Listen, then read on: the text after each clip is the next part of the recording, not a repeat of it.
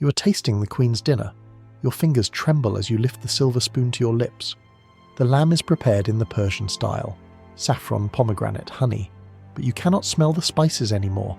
All you can smell is the sour tang of your own sweat mixing with the stagnant air of the sealed palace. The windows haven't been opened in 43 days. The Romans are out there, beyond the shutters, and their archers have eyes like hawks. The meat touches your tongue, you wait. Across the table she watches you, not with concern, not with gratitude, with calculation.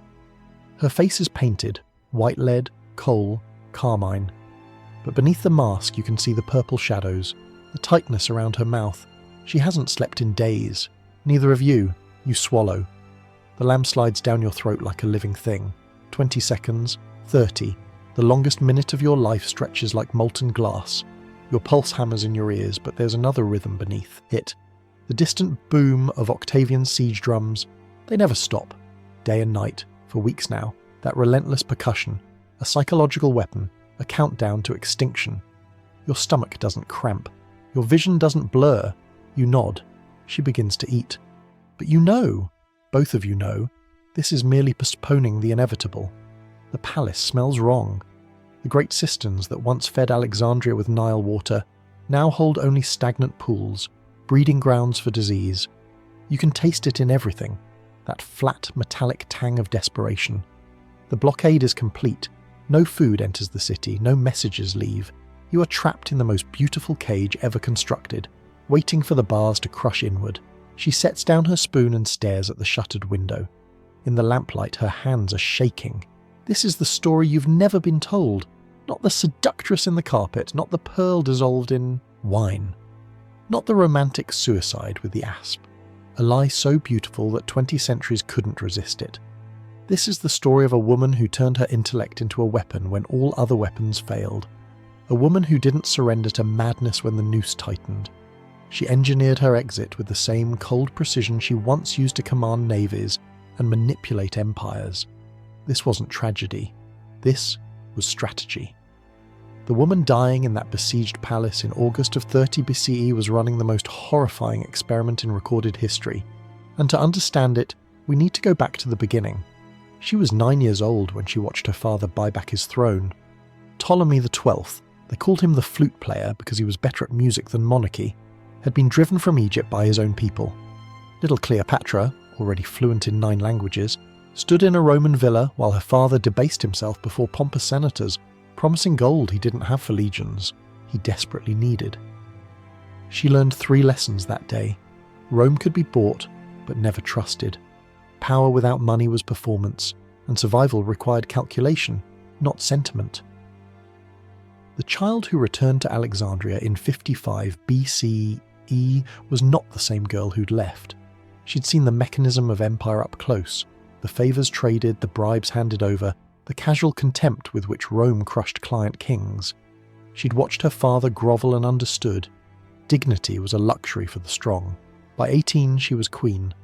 By 21 she'd been exiled by her brother husband, smuggled herself back into Alexandria wrapped in a carpet, not to seduce Caesar, but to bypass his guards, and secured the support of the most powerful man in the world. At 23, after Caesar's assassination, she recalibrated. Enter Antony. If you look at the stone carvings of the Dendera reliefs today, you see Cleopatra depicted as Hathor, goddess of love, towering over Roman generals like insects. This is how she wanted to be remembered, divine, untouchable. Egyptian gods didn't kneel to Roman wolves, but if you hold a silver tetradrachm from her final year to the light, you see the truth. The bronze shines through the thin silver wash. This was the reality. Bankrupt, debased currency, a treasury scraped clean to fund a losing war. She'd gambled everything on Antony defeating Octavian at Actium, and she'd lost. Now, in August 30 BCE, there was nothing left to trade, no armies, no gold, no allies, just a brilliant mind trapped in a shrinking cage, working on one final problem. Here's what they don't tell you in the history books. When Cleopatra sealed herself in that mausoleum, her treasure tomb surrounded by centuries of Ptolemaic wealth, she didn't bring food. She didn't bring water for more than a few days, but she brought her physician, her pharmacologist, her handmaidens, And according to Roman sources that most historians dismiss as propaganda, she brought something else. Prisoners. Because she wasn't planning to die. She was planning to test dying. And in the weeks before Octavian's final assault, in a laboratory hidden behind the golden sarcophagi of her ancestors, Cleopatra VII transformed the art of suicide into a science. The question isn't whether she killed herself. The question is, how many others died so she could perfect it? What you're about to hear is not speculation. Ancient sources, Plutarch, Strabo, Galen, all reference the same disturbing fact. Cleopatra conducted thanatological experiments, death studies. In the final months of her reign, while Octavian's army tightened its grip on Egypt, the Queen of the Nile transformed a wing of her palace into something history prefers to forget. A laboratory, a testing facility, a factory optimized for a single product, the perfect death. Let's be clinical about this. Cleopatra faced an engineering problem with 3 specific parameters. Parameter 1, the death must be painless. She would not scream for Roman entertainment. Parameter 2, the body must remain beautiful. Octavian planned to parade her corpse through Rome. She would deny him a spectacle of degradation. Parameter 3, the method must be reliable. No botched attempts, no survival to face capture. This required data, human data, and Cleopatra had a supply. You are a thief, perhaps a deserter. The charges don't matter anymore. They bring you into a chamber that smells of jasmine and myrrh, heavy cloying scents that don't quite mask something else underneath, something organic and wrong. The Queen's physician, Olympus, greets you with courtesy that makes your skin crawl. You're addressed as a guest, offered wine, told you may yet earn your freedom. The first taste is in the wine itself. It's bitter beneath the honey. You mention this. Olympus makes a notation on papyrus. The scratch of his stylus is the only sound in the room besides your own breathing. He tells you it's a purgative, medicinal, nothing to fear. 15 minutes pass. Your mouth goes dry. Not thirsty dry. Wrong dry. Like your tongue is swelling, filling your mouth with foreign meat. You try to swallow. Can't. You look at Olympus. He's watching you the way a sculptor watches clay, assessing, recording, detached. The cramping starts in your gut, violent, a fist twisting your intestines. You double over, and that's when you realize the sweet floral scent is coming from sensors positioned around the room. They're not for ambience, they're to mask what comes next. Your body betrays you. Vomit. Bowels. The humiliation is worse than the pain, but the pain is extraordinary. Olympus continues writing. A handmaiden, you see her now, standing in the shadows, holds a water clock tracking time. How long? Olympus asks her. 18 minutes since ingestion. Visible distress at 12. You want to beg, but your throat has closed. Your vision tunnels. The jasmine smell is choking you, or perhaps you're choking on your own swelling airway. The last thing you see is Olympus leaning close to examine your eyes, his face utterly calm. Hemlock derivative, he murmurs. Too slow, unacceptable presentation. Strike from consideration. You're struck from consideration. This wasn't cruelty. This was methodology. Cleopatra had access to the ancient world's most comprehensive pharmacological knowledge. The Library of Alexandria, what remained of it, contained centuries of medical texts. She synthesized it all, testing following a strict protocol. Phase 1, botanical toxins, hemlock, the Socratic poison. Effect, paralysis creeping upward from the extremities. Duration, 2 to 4 hours. Body presentation, facial spasms and dilated pupils. Rejected, too slow, too visible. Wolfsbane, the queen of poisons. Effect, immediate burning sensation, cardiac arrhythmia, convulsions. Rejected, unpredictable timeline and violent physical presentation. Belladonna, the beautiful, death plant. Effect, hallucinations and seizures. Rejected, seizure risk, loss of dignity. Phase 2, mineral compounds. Arsenic, rejected immediately for prolonged agony. Lead acetate, rejected for being too slow. Phase 3, venoms. This is where the methodology became truly systematic. Venom could be calibrated, measured, dosed with precision. Test subjects were introduced to graduated doses, while observations were recorded in meticulous detail. Time to first symptoms, progression of paralysis, duration of consciousness. The surviving fragments of this research, dismissed by most scholars as Roman propaganda, describe the process in disturbing clarity. They tested scorpion venom, spider venom, multiple species of serpents. Here is the part that usually gets left out of the history books. You know the story. Cleopatra, reclining on a golden couch, allows an asp, a noble Egyptian cobra, to bite her breast. She drifts into peaceful sleep, beautiful in death, a tragic end. To a legendary romance, it's a complete fabrication. Let me give you the forensic reality of an Egyptian cobra bite. The venom is cytotoxic and neurotoxic. It doesn't induce sleep. Here's what actually happens. 0 to 15 minutes, immediate burning pain at the bite site, localized swelling begins. The victim is fully conscious and aware. 15 to 60 minutes, necrosis begins. The flesh literally dies and blackens. Swelling spreads across the torso. Lymph nodes swell grotesquely. Drooping eyelids and difficulty swallowing set in as neurotoxins affect cranial nerves. 1 to 3 hours, progressive paralysis. Respiratory muscles fail. The victim suffocates slowly, fully conscious, unable to move or speak. Vomiting is common. Loss of bladder and bowel control is typical. The mortality rate of untreated Egyptian cobra bites is roughly 15 to 20%, and death takes hours, not minutes. This is what Octavian's men would have found. A woman with a blackened, swollen breast, her face contorted, her body soiled, her beauty destroyed. Exactly what Cleopatra spent months trying to avoid. So why does the asp story persist? Because Rome needed it. Octavian couldn't parade a murdered queen through the streets.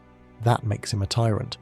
But an exotic, irrational oriental queen who killed herself with a sacred snake, that makes her the architect of her own destruction. Superstitious, feminine, other. The asp wasn't Cleopatra's choice. It was Rome's narrative weapon. So what did work? According to the historical record, specifically Plutarch, who had access to Olympus's own account, Cleopatra eventually identified a compound poison. A cocktail. Think about that word. Cocktail. Multiple ingredients precisely measured, mixed for a specific effect. This is pharmaceutical engineering. The leading historical theory, supported by toxicological analysis, suggests a combination of hemlock, opium, and aconite. Opium for sedation, pain control, and euphoria. It masks the suffering of the other components. Hemlock for paralysis and guaranteed respiratory failure. Aconite for rapid cardiac involvement, ensuring death even if respiratory failure is slow. The result? Loss of consciousness within 10 to 15 minutes.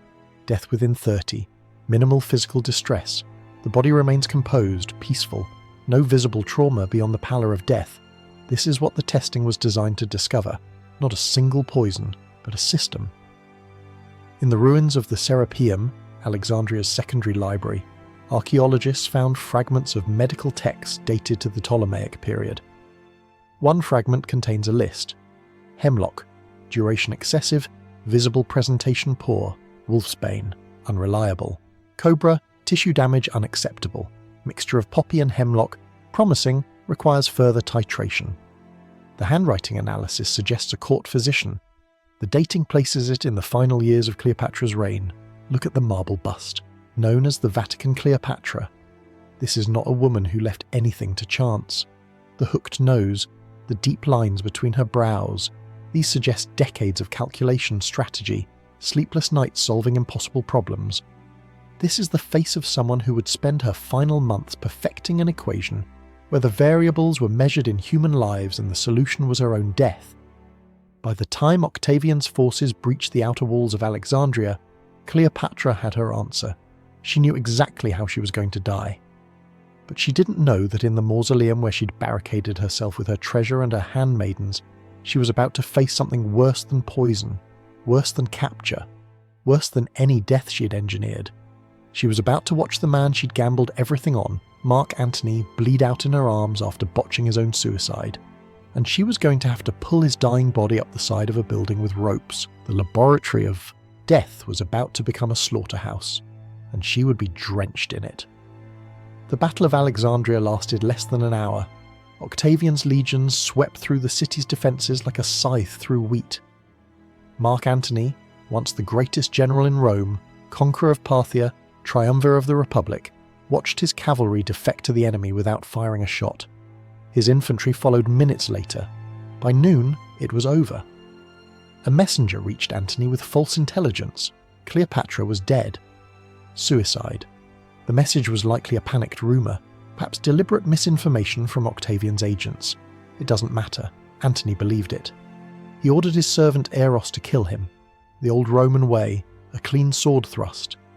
Eros refused, turned the blade on himself instead, and died at Antony's feet.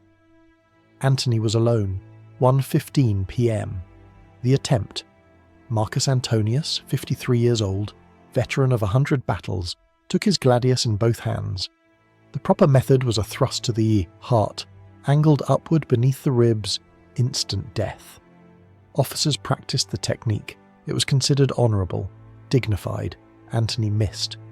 The blade went into his abdomen just below the sternum, not the quick pierce of a vital organ, but the devastating puncture of the digestive tract. He fell. A stomach wound is among the worst ways to die.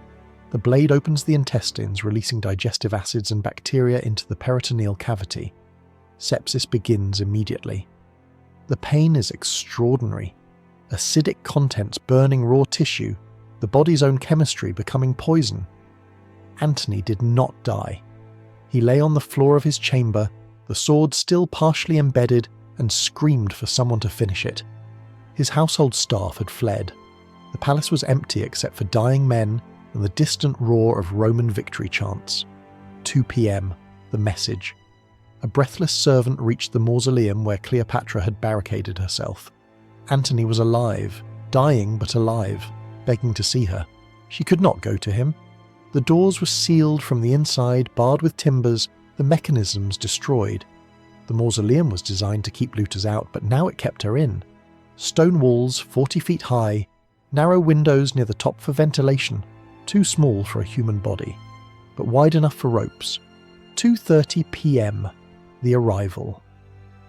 They carried Antony through the streets on a litter. He left a blood trail. By the time they reached the base of the mausoleum, his tunic was soaked through, dripping. The blade had been removed, someone's attempt at mercy that only accelerated the bleeding. 200 pounds of dying Roman general lay at the base of a sealed tower. Above, Cleopatra and her handmaidens, Iris and Charmian, stared down from a window 40 feet up. No doors, no stairs, no time. Cleopatra ordered ropes lowered. "You are pulling. Your name is Eros. You have served the queen for 12 years. You have dressed her, bathed her, held her secrets and her children. You have never been asked to do this. The rope is hemp, thick as your wrist, rough enough to tear skin. You've wrapped your hands in linen, but it's already soaking through.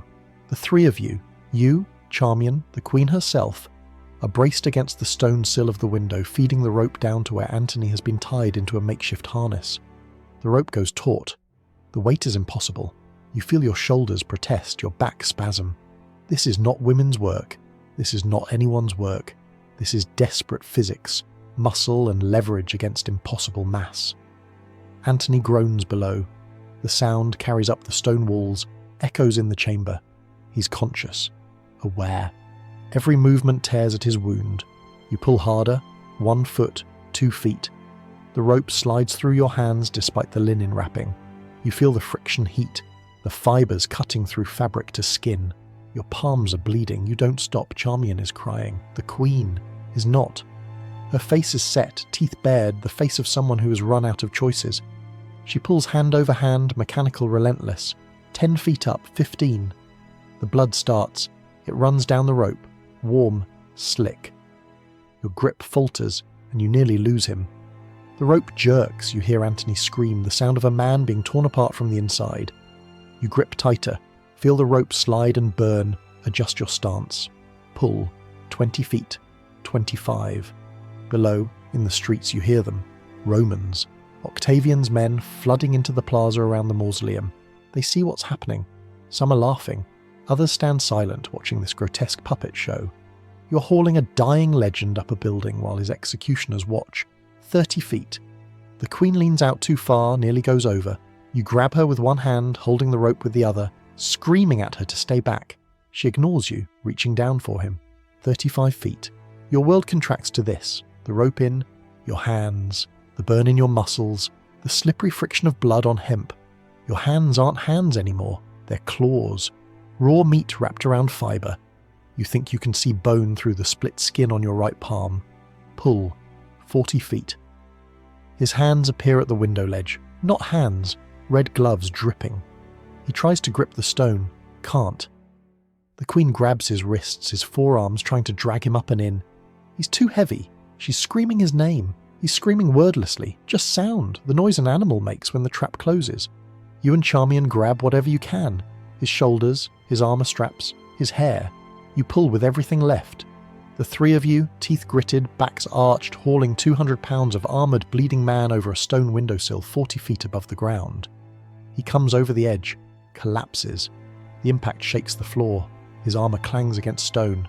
The blood spreads immediately, a pool forming beneath him, black-red in the dim light of the chamber. The Queen falls on him, covers him, her robe soaking through, immediately turning crimson. For 23 minutes, Antony spoke, rambling, delirious, apologising, declaring love, giving final orders to officers who weren't there, sometimes lucid, sometimes gone. Cleopatra cradled him. Her face was in his blood. Her hair dragged through it. She was covered, absolutely covered, in the man she'd gambled her kingdom on. Outside, the battering started. Octavian's men at the mausoleum doors, testing, probing. The vibration came up through the floor, rhythmic, patient. They had time. Antony's voice got quieter. 3:17 p.m. He stopped mid-sentence, looked at her, really looked. For the first time in minutes, his eyes focused. He smiled, small, sad. He said something, too quiet. Cleopatra leaned closer, her ear to his lips. Whatever he said, she nodded. His chest rose, held, fell, didn't rise again. The silence was immediate. The Queen stopped moving. Iris stopped breathing. Charmian's sobbing cut off mid-gasp. Outside, the battering stopped. The Romans had noticed. The pause stretched. 10 seconds. 20. The only sound was liquid, the steady drip of blood from the window ledge to the pooling floor. Dust hung in the shafts of light from the high windows, suspended, golden, absolutely still. The Queen sat in a lake of blood, holding a corpse, her face a mask of red, and somewhere behind her eyes you could see the machine starting up again, calculating, measuring, planning. The historical record shows that Cleopatra sat with Antony's body for hours, wouldn't release him. Her handmaidens finally pulled her away, tried to clean her, tried to restore some dignity to the scene. Outside, Octavian's men began serious negotiations. Polite at first. They could end this peacefully. The Queen would be treated with respect. Her children would be spared. All she had to do was open the doors. She'd heard these promises before. Plutarch describes this scene, and his description is uncharacteristically graphic. He mentions specifically the struggle to raise him, and the blood smearing the Queen's face and breast. Roman historians usually sanitized violence against nobility. Not here. Why? Because this image, Cleopatra drenched in Antony's blood, animalistic in her grief, served Octavian's narrative. She wasn't a defeated head of state. She was a mad woman, hysterical, dangerous, other. The blood was proof. Roman military surgery was sophisticated. Abdominal wounds were survivable with immediate intervention. Extraction of foreign matter, cauterization, wound packing. Legionary medics performed these procedures on battlefields regularly. But Antony was alone when he stabbed himself. By the time Cleopatra's physicians could have reached him, peritonitis had set in.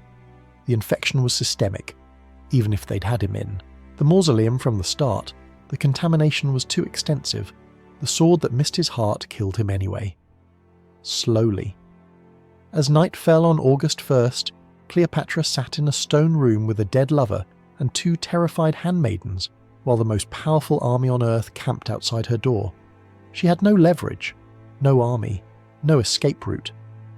But she had one thing Octavian desperately needed: herself. Alive. She was a bargaining chip, a trophy, a cautionary tale he could parade through Rome.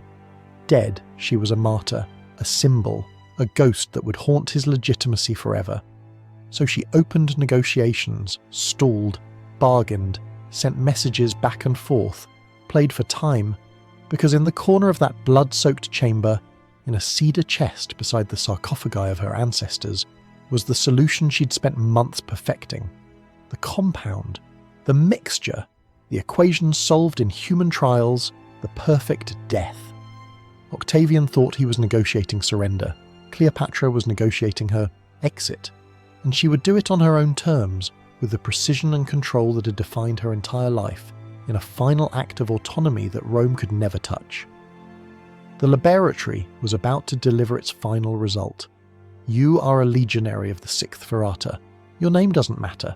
You're 23 from Gaul, and you've been in Egypt for 6 weeks.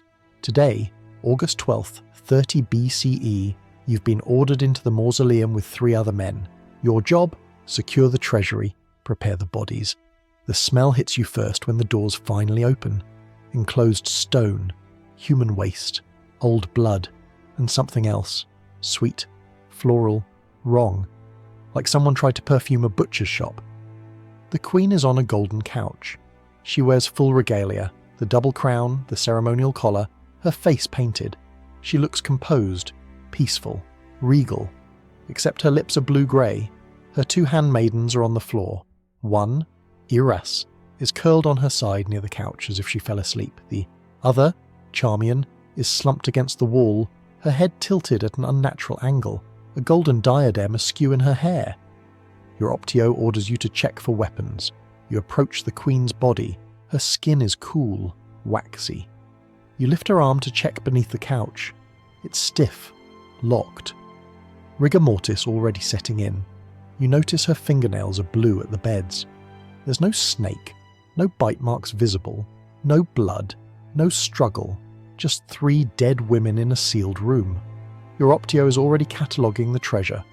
Gold statues, emerald scarabs, chests of pearls, the wealth of 3 centuries. He's not interested in the bodies. Get them ready for transport, he says. The Imperator wants them displayed. You know what that means. Vinegar wash, linen wrapping, cosmetic restoration. These corpses are headed to Rome. But as you and another soldier lift the queen to move her to the preparation table, something falls from her hand. A small ceramic vial, empty, sealed with wax. It rolls across the marble floor. Your Optio picks it up, sniffs it. His face changes. Burn it, he says quietly. You watch him drop it into the incense brazier. The ceramic cracks in the heat. Whatever was inside is smoke now. Evidence turned to air. Your Optio looks at you. The official report, snakebite, understood? You nod. You understand perfectly. Here's what we know happened on August 12th, 30 BCE. Cleopatra negotiated with Octavian for 11 days. She stalled. She bargained for her children. She sent messages pleading for mercy, for time, for clemency. She requested permission to make offerings at Antony's tomb. She went. She wept. She returned to the mausoleum. But Octavian didn't just send messengers. On August 8th, he sent architects, men with measuring rods and wax tablets. They stood in her doorway ignoring her, measuring the width of her shoulders and the height of her brow. They weren't building a statue, they were designing the cage for his triumph. They were calculating exactly how to bolt her to a wagon for the Roman mob to jeer at. That was the moment she knew. There was no mercy coming, only a cage. A servant arrived with a basket of figs. The guards searched it, found figs, let it through. Within hours, all 3 women were dead. The Roman account says, Egyptian cobra, hidden in the figs, snakebite, the exotic, irrational end to an exotic, irrational woman. The forensic evidence says, impossible, no snake was found. 3 women dead in the same time frame suggests a shared poison, not sequential snake bites. The body presentation, blue lips, no visible trauma, rapid onset, is inconsistent with cobra venom and perfectly consistent with her tested compound. Opium, hemlock, aconite. But there's a third possibility, one most historians avoid because it implicates Rome directly. She was murdered. Think about Octavian's problem. He'd promised to parade her in his triumph. But negotiations were failing, she was stalling. She might actually find a way out, perhaps sympathetic Romans, perhaps suicide he couldn't prevent, perhaps leverage he hadn't anticipated. The solution? Kill her. Stage it as suicide. Invent the snake story. Parade the body anyway and blame Egyptian superstition. The evidence is circumstantial but damning. No witnesses except Roman soldiers. No snake ever produced. The body's prepared for transport with unusual speed. And the immediate execution of her son, Caesarion, that same week. Octavian said it himself. Too many Caesars is not good. 17-year-old Caesarion, Julius Caesar's only biological son, was hunted down in the desert while fleeing to India. Caught. Strangled. His body was never returned for burial. She died believing her suicide might save him, that she could trade her life for his. It was the only calculation she ever got wrong. Octavian took her life, took her kingdom, and slaughtered her son anyway. Whether Cleopatra swallowed her carefully calibrated poison or whether Roman hands forced it down her throat, the result was the same. The last Pharaoh of Egypt died in a stone room, and Rome wrote the story. What happened next was systematic. Octavian, soon to be Caesar Augustus, first emperor of Rome, needed Cleopatra to be a cautionary tale, not a martyr. So history was curated. The Asp story was circulated immediately, paintings commissioned, poets hired. Within a generation, the snake became canonical. Why? Because it made her death exotic, feminine, irrational. A Roman matron would never kill herself. Suicide was a male military act. But an Oriental queen with a sacred serpent, that fit the narrative of dangerous foreign mysticism. The treasure was catalogued and shipped to Rome. 300 million sesterces worth of gold, enough to fund the Roman military for a year. The plunder was so immense it crashed the price of gold across the Mediterranean. Egypt's wealth became Rome's. The bodies were displayed in the triumph of 29 BCE. The records were suppressed. The tomb was never revealed. 2,000 years later, we still haven't found it. But in 2024, archaeologists working in the waters off Alexandria made a peculiar discovery. Among the submerged ruins of the ancient harbour, collapsed by earthquakes into the Mediterranean over centuries, they found a sealed ceramic jar. Inside, 43 silver tetradrachms badly debased dating to 30 BCE. Each coin bears her face, but hold them to the light and you see the truth. Thin silver wash over bronze cores, a facade of wealth over desperation. Currency minted not for trade, but for propaganda, to maintain the illusion of solvency while the treasury bled dry. The coins are now in the Bibliotheca Alexandrina, the modern library built near the site of the ancient one. Visitors walk past them every day, unaware they're looking at the physical evidence of a queen's final gamble, fake silver over cheap bronze, a beautiful lie covering a hard, dark truth. Cleopatra didn't die for love, she died for control. She used the science of the laboratory to deny Rome its final prize. The gold paint is still on the sarcophagus, the asp is still in the basket, the romance is still in the movies, but now you know the truth. This is the Viper's Cage, one episode in a series that strips the gold paint off history's darkest sarcophagi. If you want to see what happens when we apply forensic analysis to the myths you learned in school, when we treat ancient horror stories as crime scenes, not legends, then subscribe to the Ledger of Shadows, because history isn't what they taught you, it's what they tried to bury.